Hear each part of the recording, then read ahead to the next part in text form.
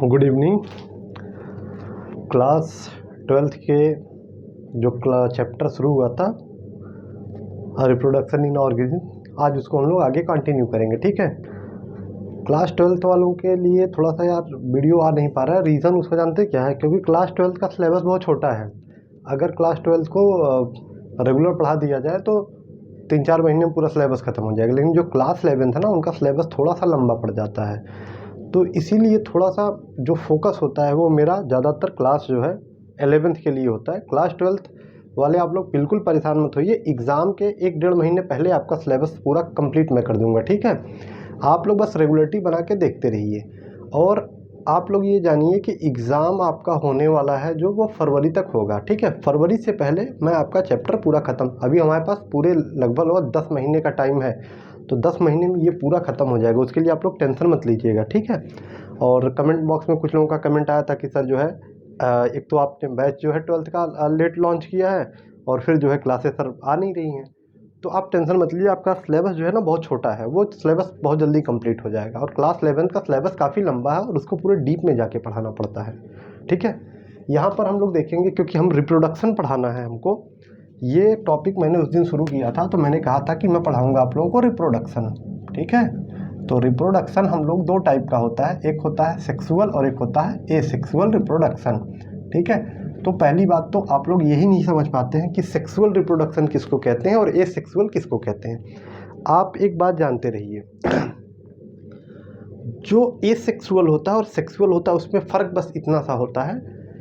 जो sexual reproduction होता है, एक बात समझिए आप ध्यान से, आप लोगों ने स्पर्म और ओवम का नाम सुना होगा। ये हमारी बॉडी में जो सेल्स होती हैं जिसको हम लोग स्पर्म और ओवम के नाम से जानते हैं, वो एक तरह का जो सेल होती है वो जर्म सेल्स होती हैं। ठीक है, वो रिप्रोडक्टिव सेल हैं। कैसी सेल हैं? Reproductive cell.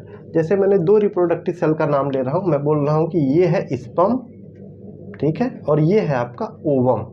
ठीक, स्पर्म और ओवम।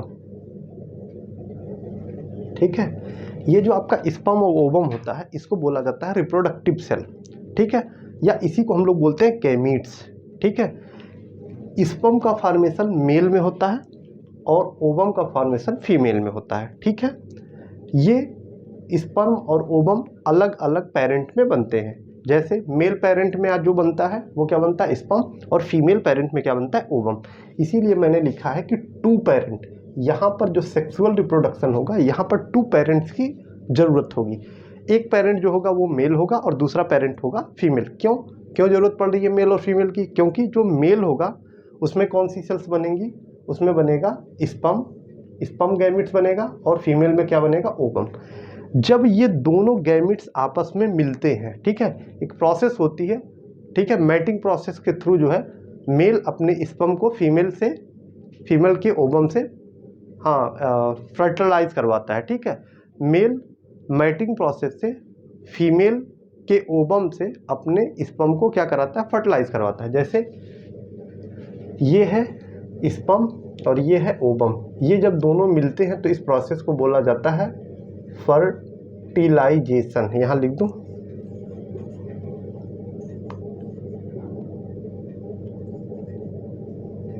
फर्टिलाइजेशन। ठीक है, जब स्पर्म और ओवम मिलते हैं इस प्रोसेस को बोला जाता है फर्टिलाइजेशन। और फर्टिलाइजेशन से के बाद क्या होता है समझिएगा, स्पर्म और ओवम 2 सेल अलग अलग थी, लेकिन ये क्या हो गई हैं? मिलके एक हो गई हैं। मिलके क्या हो गई हैं? एक।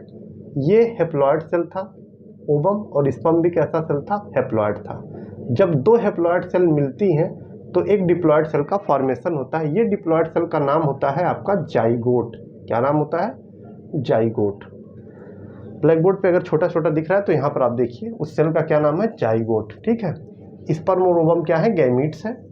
ठीक, दोनों जब मिले किस प्रोसेस में? इस प्रोसेस का नाम क्या होता है? फर्टिलाइजेशन। स्पर्म ओवम के मिलने की प्रोसेस का नाम है फर्टिलाइजेशन, और स्पर्म ओवम को हमने गैमीट्स नाम दिया। जब ये दोनों मिल जाते हैं तो एक नई सेल बनाते हैं, इस सेल का नाम क्या है? जाइगोट। और यही जाइगोट सेल डिवीजन कर करके इतनी बड़ी बॉडी का निर्माण कर देती है। ठीक है, तो जाइगोट एक सिंगल सेल है जो क्या करती है? डेवलप करके इम्ब्रियो का फॉर्मेशन करती है, और इम्ब्रियो से फिर जो है एक पूरा वेल डेवलप बॉडी का फॉर्मेशन होता है। लेकिन मैं बात करूँगा अगर एसेक्सुअल की, तो एसेक्सुअल में ना गैमीट का फॉर्मेशन होता है। ना गैमीट फॉर्मेशन होने का मतलब ना स्पर्म बनेगा ना ओवम बनेगा, तो वहाँ मेल और फीमेल की कोई ज़रूरत नहीं है। अगर एक सिंगल पेरेंट है, ठीक है, अगर क्या है, एक सिंगल पेरेंट, जैसे मान लीजिए ये मेरा मार्कर, ध्यान से देखिएगा, ये जो मार्कर है ये मान लीजिए एक सिंगल पेरेंट है, इसके बॉडी का कोई एक पार्ट अलग हो गया, ये मार्कर का ये पार्ट अलग होगा, ये पार्ट अलग हो गया। अब ये एक नई बॉडी बना दे रहा है और ये एक नई बॉडी बना दे रहा है। अब देखिए ध्यान से, एक ही पेरेंट था, इसकी बॉडी टूटी दो पार्ट में और दोनों पार्ट नई नई बॉडी का फॉर्मेशन कर रहे हैं। इसको बोला जाएगा एसेक्सुअल रिप्रोडक्शन। क्यों? क्योंकि यहाँ पर कोई सेक्सुअल इन्वॉल्वमेंट नहीं हुई है। पहली चीज़, यहाँ पर गैमीट का फॉर्मेशन नहीं हो रहा है। क्यों गैमीट का फॉर्मेशन नहीं हो रहा है? क्योंकि यहाँ पर सिंगल पेरेंट है। सिंगल पेरेंट अपने बॉडी के किसी पार्ट से एक नई बॉडी का फॉर्मेशन कर रहा है। तो यहाँ पर ज़रूरत है सिंगल पेरेंट की, यहाँ पर ज़रूरत है डबल पेरेंट की। यहाँ पर गैमीट का फॉर्मेशन नहीं होता है, मतलब एसेक्सुअल में स्पर्म ओवम का फॉर्मेशन नहीं होगा। जब स्पर्म ओवम का फॉर्मेशन नहीं होगा तो क्या नहीं बनेगा आपका? जाइगोट। क्योंकि स्पर्म और ओवम की जब मैटिंग होती थी तो जो नई सेल बनती थी उसी सेल का नाम क्या था? उसी सेल का नाम था जाइगोट। तो जाइगोट तो यहाँ बनेगा नहीं। जाइगोट नहीं बनेगा तो होगा क्या, समझिएगा। एक बात समझिए, ये जो मान लीजिए कि यहाँ पर कोई पेज है, ठीक है, यहाँ पर एक मुझे पेज दिख गया, देखिए ध्यान से, ठीक है, ये एक पेज है, ठीक है। इस पेज पे मैं 2 नंबर लिख रहा हूँ, ठीक है। इस पेज पे मैंने 2 नंबर लिख दिया। अब इसकी मैं फोटो कॉपी करा दूँ, क्या कर दूँ? Photo copy. 3 नहीं, 4 नहीं, 5 नहीं, 6 नहीं, 7। सारे फोटो कॉपी सेम होंगे कि नहीं? सारे फोटो कॉपी पे ये 2 नंबर आएगा कि नहीं आएगा? है ना, आएगा। अब बात समझिए ध्यान से, यहाँ पर क्या होता है, जो ऑफ स्प्रिंग आएंगे, ऑफ स्प्रिंग का मतलब होता है इनसे जो बनने वाले न्यू चाइल्ड आएंगे, उनका क्या होगा? देखिए, क्योंकि बॉडी में जो डीएनए इसमें पाया जा रहा है, देखिए ये पूरी कंप्लीट बॉडी है, तो सारी बॉडी में एक जैसा डीएनए पाया जाएगा। अब ये बॉडी का पार्ट अलग हो गया, ये पार्ट अलग। अब ये दोनों जब ग्रो करेंगे तो जो डीएनए इसके पास था वही डीएनए तो इसके पास है। मतलब मेरे कहने का यहाँ पर दोनों बॉडी में सेम सेम डीएनए है, डीएनए में कोई फर्क नहीं है। इसका मतलब ये एक दूसरे के आइडेंटिकल कॉपी हैं। ऐसी आइडेंटिकल कॉपी को हम लोग कहते हैं क्लोन। क्या बोला जाएगा? क्लोन। आपसे एग्जाम में क्वेश्चन पूछेगा कि क्लोन का फॉर्मेशन एसेक्सुअल रिप्रोडक्शन से होगा कि सेक्सुअल, तो आप लोग कहेंगे नहीं, क्लोन का फॉर्मेशन हमेशा किससे होगा? एसेक्सुअल रिप्रोडक्शन से, ठीक है। यहाँ पर क्लोन का फॉर्मेशन होगा या आइडेंटिकल कॉपी बनेंगी, उसी का हम लोग नाम क्या दे देंगे? क्लोन। तो मुझे लगता है एसेक्सुअल आपको समझ में आ गया। Single parent, no gamete formation, no zygote, और ऑफ स्प्रिंग कैसा होगा? ऑफ स्प्रिंग होगा एकदम क्लोन, ठीक है, प्रॉपर्ली एकदम आइडेंटिकल कॉपी बनेगी। यहाँ पर क्या होगा? टू पेरेंट, गैमिट फॉर्मेशन और जाइगोट। यहाँ पर देखिए क्या होगा, मेल गैमिट मान लीजिए, अब इसको मैं थोड़ा सा मिटा दूं तो अच्छे समझ में आएगा आपको, ठीक है। एक बार आप स्क्रीनशॉट ले लीजिए, मैं हट रहा हूँ, आप एक बार स्क्रीनशॉट लीजिए। उसके बाद जो है इसको मैं एक बार अच्छे से डिटेल में आपको समझा दूं, क्योंकि यही आप लोगों को कंफ्यूज करता है। लास्ट वाला पॉइंट है ना, कि वेरिएशन कैसे आ गया माता पिता से, जो मदर और फादर थे उनसे कैरेक्टर में डिफरेंट चाइल्ड में कैसे आता है, समझिए ध्यान से, है ना। चलिए,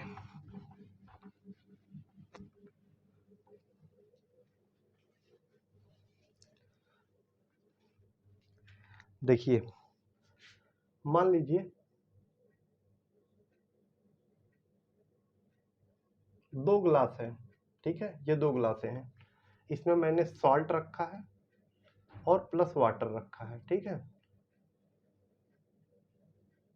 सॉल्ट प्लस वाटर। और इसमें मैंने रखा है शुगर, शुगर प्लस वाटर। 2 अलग अलग सॉल्यूशन है। एक सॉल्यूशन में हमको है क्या, हमारे पास सॉल्ट एंड वाटर है, और एक सॉल्यूशन में हमारे पास क्या है, एक जो दूसरा सॉल्यूशन है उसमें शुगर एंड वाटर है, ठीक है। अब देखिए, इनको मैं क्या कर दे रहा हूँ, मिक्स कर रहा हूँ, इन दोनों को मैं क्या कर रहा हूँ, मिक्स कर रहा हूँ। एक तीसरी गिलास लेते हैं, कौन सी गिलास लेते हैं? तीसरी गिलास, ठीक है। ये गिलास खाली थी, इसका कुछ सॉल्यूशन इसमें डाल दिया और इससे कुछ सॉल्यूशन निकाल के भी इसमें डाल दिया। अब दोनों सॉल्यूशन को इसी गिलास में मैंने मिक्स कर दिया।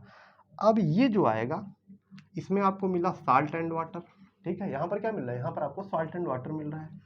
यहाँ पर आपको क्या मिला, शुगर एंड वाटर मिल रहा है। यहाँ पर आपको क्या मिलेगा, यहाँ पर समझिए ध्यान से, यहाँ पर आपको मिल जाएगा साल्ट प्लस शुगर, शुगर और प्लस वाटर, ठीक है। अब आप समझिए ध्यान से, यहाँ पर तो भाई सॉल्ट वाटर था, यहाँ पर शुगर वाटर था, लेकिन यहाँ पर जो नया सॉल्ट बन रहा है उसमें क्या है, सॉल्ट, शुगर और वाटर। मतलब ये कहीं ना कहीं वेरिएशन आपको दिख रहा है कि नहीं, जैसा ये था ना वैसा ये है, या जैसा ये था, इसका टेस्ट दोनों से अलग हो गया। इसका टेस्ट दोनों अलग था, लेकिन ये जो तीसरा आया ना, इसका टेस्ट भी इन दोनों से अलग है। कहने का मतलब समझिएगा, ये मान लीजिए कोई पेरेंट है, ये मान लीजिए कोई मदर है, और ये कोई फादर है, ठीक है, मेल फीमेल समझ लीजिए, या मदर फादर। अब इनसे जो डीएनए आया और इनसे जो डीएनए आया, मान लीजिए यहाँ से क्रोमोसोम आए 23 और यहाँ से आए 23, यहाँ पर आने के बाद टोटल हो गए 24, दोनों आके यहाँ पे मिल जाते हैं, ठीक है। अब मिलने के बाद जो डीएनए इनके पास था, जो डीएनए इनके पास था, दोनों आके यहाँ पर क्या हो रहे हैं, मिक्स हो जा रहे हैं।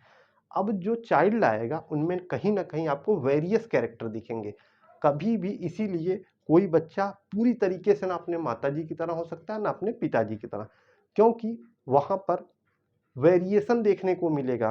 क्या देखने को आपको मिलेगा, वेरिएशन। वेरिएशन देखने का रीजन क्या है, क्योंकि दोनों में, माताजी और पिताजी में, दोनों लोगों में अलग अलग क्रोमोसोम थे, और उनके दोनों के क्रोमोसोम मिलके एक नया बन रहा है यंग वंश, या नई ऑफ स्प्रिंग आ रही है। तो जो नई ऑफ स्प्रिंग आएगी उसके पास नए डीएनए आएंगे ना।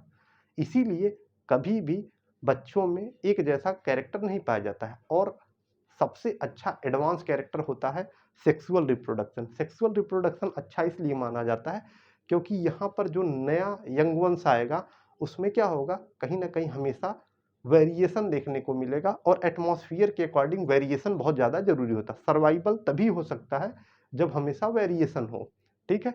तो ये आपके डिफरेंट रहे एसेक्सुअल और सेक्सुअल में।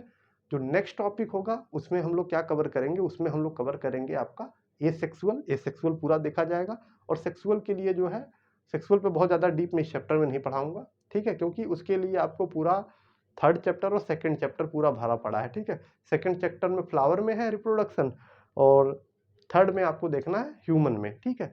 तो यहाँ पर इतना ही रखिए, ज़्यादा इसमें परेशान मत होइए। देखिए, सेक्सुअल और एसेक्सुअल में सबसे बड़ा डिफरेंट यही होता है कि गैमीट का फॉर्मेशन जो है एसेक्सुअल में नहीं होता है, सेक्सुअल में होता है। जब गैमीट का फॉर्मेशन नहीं होता तो जाइगोट नहीं बनते हैं, फर्टिलाइजेशन नहीं होता है। ये सारी प्रोसेस जो होती है सेक्सुअल में देखने को नहीं मिलेंगी, और सेक्सुअल में मिलेंगी। यही कैरेक्टर जो है दोनों को अलग करता है। और जितने भी आपके डेवलप ऑर्गेनिज्म दिखेंगे, या डेवलप आपको मैं कह सकता हूँ एनिमल दिखेंगे, उनमें आपको हमेशा सेक्सुअल रिप्रोडक्शन मिलेगा। जितने भी डेवलप प्लांट होंगे उनमें सेक्सुअल रिप्रोडक्शन मिलेगा। लेकिन जितने भी हम कह सकते हैं कि वेल डेवलप नहीं है, उनमें आपको क्या मिलेगा, एसेक्सुअल मिलेगा। सेक्सुअल हमेशा डेवलप में और एसेक्सुअल हमेशा लो डेवलप प्लांट में देखने को मिलता है, ठीक है। यहीं तक रहने दीजिए, बाकी नेक्स्ट क्लास में। Thank you.